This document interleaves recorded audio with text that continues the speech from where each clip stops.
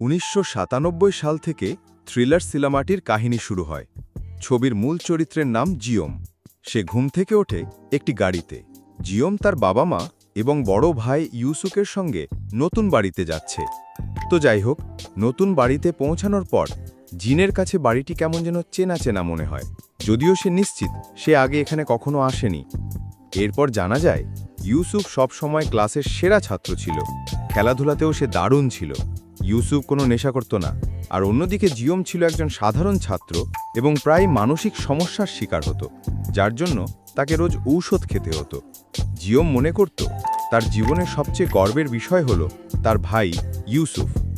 1 বছর আগে একটি গাড়ি দুর্ঘটনায় ইউসুফের পা ভেঙে গিয়েছিল, তাই সে খুঁড়িয়ে হাঁটত।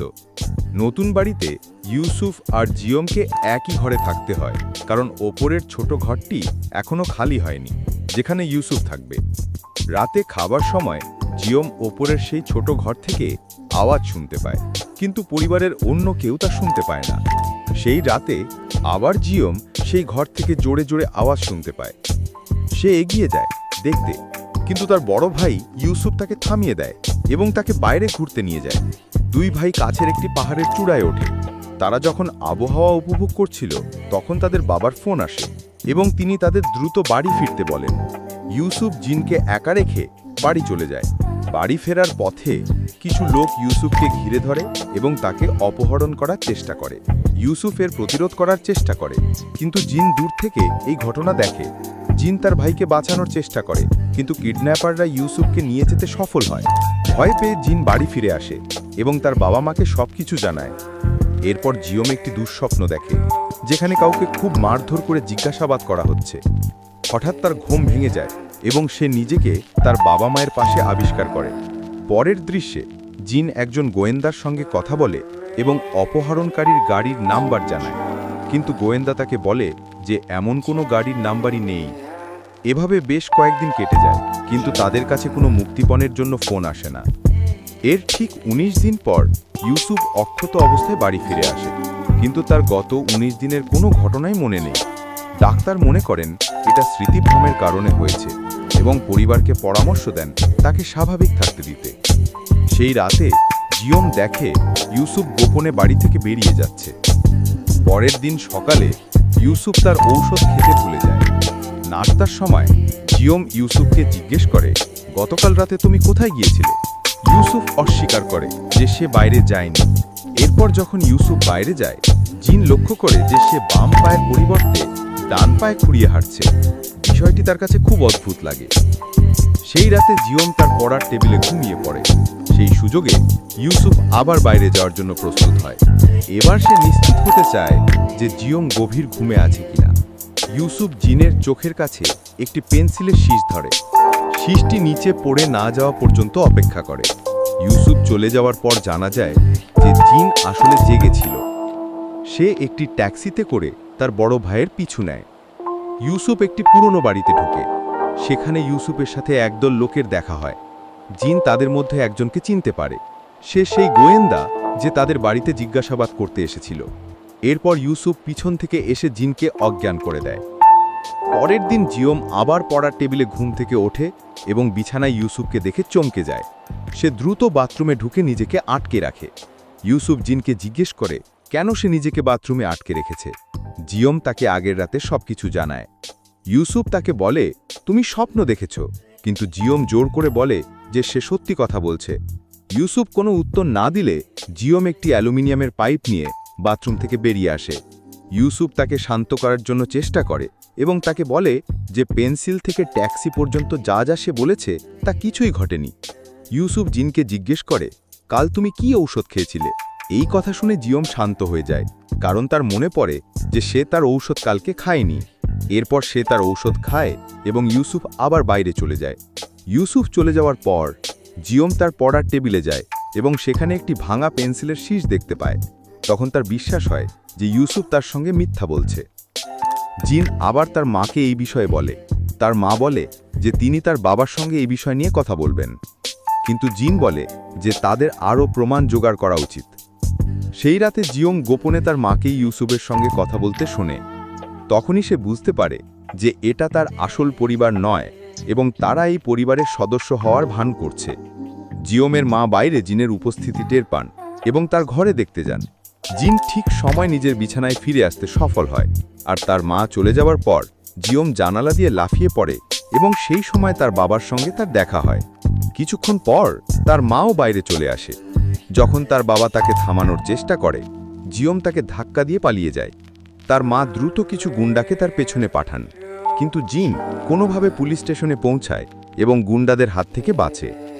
এরপর জিওম পুরো ঘটনা পুলিশকে জানায়। পুলিশ তাদের ডেটাবেসে তার নাম খোঁজে। তারা জানায় যে জিওনের জন্ম 1977 সালে এবং তার বয়স 41। জিওম জোর দিয়ে বলে যে তার বয়স 41 নয়। একজন পুলিশ কর্মকর্তা তাকে জিজ্ঞেস করে যে এখন কোন সাল চলছে। জিওম উত্তর দেয় 1997, কিন্তু কর্মকর্তারা প্রকাশ করে যে এটি 1997 নয়, এটি 2017 সাল। জিওম অবাক হয়ে চারপাশে তাকায়। সে কিছু ছেলের হাতে মোবাইল ফোন দেখতে পায় এবং টিভিতে প্রেসিডেন্ট মুন জে-ইন এবং আমেরিকান প্রেসিডেন্ট ডোনাল্ড ট্রাম্পকে একসঙ্গে দেখতে পায়। যখন জিওম আয়নায় নিজেকে দেখে, সে বুঝতে পারে সত্যিই তার বয়স 41। বিভ্রান্ত জিওম তার নকল পরিবারের মুখোমুখি হওয়ার জন্য বাড়িতে ফিরে আসে। বাড়িতে সে সেই ছোট ঘর থেকে রেডিওর আওয়াজ শুনতে পায়। এখন সেটি একটি ক্রাইম স্পটে পরিণত হয়েছে। ইউসুফ তার সামনে আসে এবং তাকে জানায় যে তারা যে ঘরে দাঁড়িয়ে আছে সেখানে 20 বছর আগে একটি কিশোরী এবং তার মাকে খুন করা হয়েছিল। বহু বছর ধরে পুলিশ হত্যাকারীকে ধরতে ব্যর্থ হওয়ায় মামলাটি চাপা পড়ে যায়। তাই নিহতদের পরিবার হত্যাকারীদের খুঁজে বের করার জন্য নকল ইউসুফকে ভাড়া করে। তদন্তের পর সবাই জানতে পারে যে আসল হত্যাকারী হচ্ছে জিওম। এরপর দৃশ্যটি ফ্ল্যাশব্যাকে যায়। সেখানে দেখানো হয় যে জিওমকে তার অপরাধ স্বীকার করানোর জন্য অপহরণ করা হয়েছিল এবং তাকে মারধর করা হয়েছিল, কিন্তু জিওম নিজে নির্দোষ থাকার দাবিতে অটল ছিল। জিওনের নকল বাবা তদন্ত দলকে বলেন যে এই ঘটনার কারণে জিওম তার স্মৃতি হারিয়ে ফেলেছে। তদন্ত দল একজন মনোচিকিৎসকের পরামর্শ দেন জিওমকে আবার হিপনোটাইজ করে 1997 সালে ফিরিয়ে দেওয়া হোক। যদি সেই দৃশ্যটি আবার দেখে তাহলে তার স্মৃতি ফিরে আসতে পারে এবং সে তাদের বলতে পারে সেদিন আসলে কি ঘটেছিল। পরিকল্পনা অনুযায়ী সবকিছু ঠিকঠাক চলছিল, কিন্তু সেই রাতে জিন ইউসুফের অপহরণের ঘটনা দেখে ফেলে। আসলে ইউসুফকে প্রতারণার মামলায় গ্রেফতার করা হয়েছিল এবং সে 19 দিন ধরে জেলে ছিল। এতদিন পর সে জামিনে মুক্তি পায়। গল্প আবার বর্তমানে ফিরে আসে। ইউসুফ জিওমকে এমন একটি জায়গায় নিয়ে যাচ্ছিল যেখানে তাকে সেই দুই নিরীহ মানুষের মৃত্যুর জন্য মূল্য দিতে হবে। জিওম আবার নিজের নির্দোষ থাকার দাবি করে এবং গাড়ি থেকে লাফিয়ে পড়ে। ইউসুফ তার পিছু নেয়, কিন্তু অবশেষে তার গাড়ি একটি গাছের সঙ্গে ধাক্কা খায়। অন্যদিকে জিওমকে একটি অপরিচিত ট্রাক ধাক্কা দেয়, যার কারণে তার 1997 সালের স্মৃতি মনে পড়ে। দৃশ্যটি আবার ফ্ল্যাশব্যাকে যায়। সেখানে আমরা দেখতে পাই জিওম তার বাবা মা এবং বড় ভাই ইউসুফের সঙ্গে সুখে ছিল। হঠাৎ একটি গাড়ি দুর্ঘটনায় তার বাবা মায়ের মৃত্যু হয় এবং তার বড় ভাই ইউসুফ গুরুতর আহত হয়। ইউসুফের অপারেশনের জন্য জিওমনের প্রচুর টাকা দরকার ছিল, কিন্তু সেই সময় অর্থনৈতিক সংকটের কারণে এটা খুব কঠিন ছিল। হতাশ হয়ে জিওম অনলাইনে চাকরির সন্ধান করতে থাকে। সেখানে একজন অচেনা ব্যক্তি তাকে বলে যে সে যদি একজন ব্যক্তির স্ত্রীকে খুন করে তবে সে তাকে প্রচুর টাকা দেবে, তবে শর্ত ছিল যে তাকে বাড়িতে থাকা 2টি শিশুকে পুরোপুরি অক্ষত অবস্থায় রাখতে হবে। জিন সেই বাড়িতে পৌঁছানোর পর তার বিবেক তাকে কাজটি করতে বাধা দেয়। সে আসলে চলে যাচ্ছিল, কিন্তু তখনই মা এবং মেয়ে দুজনেই জিনকে দেখে ফেলে এবং জোরে চিৎকার করতে শুরু করে। জিওম ঘাবড়ে গিয়ে তাড়াহুড়ো করে মা এবং মেয়ে দুজনকে মেরে ফেলে। তখনই একটি ছোট ছেলে বাইরে আসে এবং জিওমকে দেখে ফেলে, কিন্তু জিওম তাকে তার ঘরে ফিরে যেতে বলে। যখন জিওম বাড়ি থেকে বের হতে যাচ্ছিল তখন সে জানতে পারে যে এটি সেই ডাক্তারের পরিবার যিনি তার ভাই ইউসুফের চিকিৎসা করছিলেন। জিওম ডাক্তারকে জিজ্ঞেস করে যে কেন সে তার নিজের পরিবারকে খুন করতে চেয়েছিল। ডাক্তার তাকে জানান যে আর্থিক সংকটের কারণে সে দেউলিয়া হয়ে গেছিল এবং সে তার সন্তানদের জন্য তার স্ত্রীর নামে বীমা পলিসি নিয়েছিল।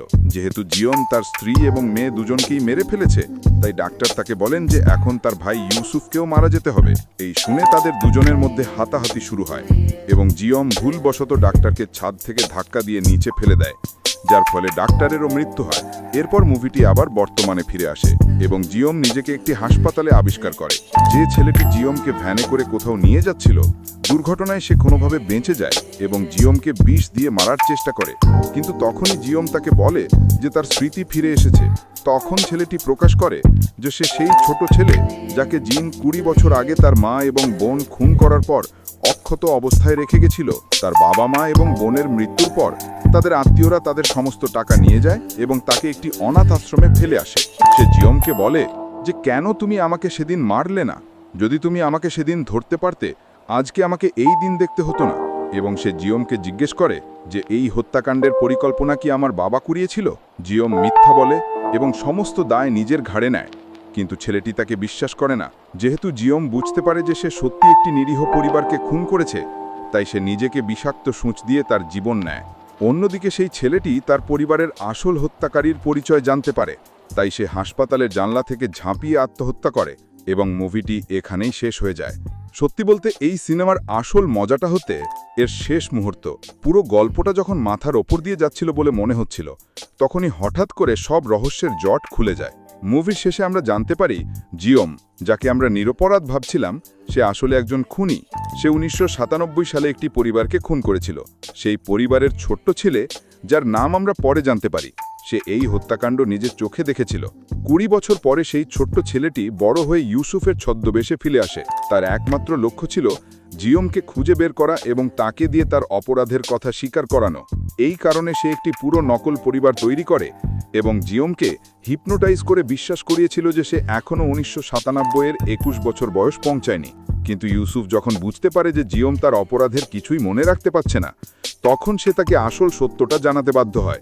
মুভির শেষে দেখা যায় যে জিওম নিজের অপরাধের জন্য অনুতপ্ত হয়ে আত্মহত্যা করে, আর সেই ছেলেটিও তার প্রতিশোধ সম্পন্ন হওয়ার পর নিজের জীবন নিজে শেষ করে ফেলে।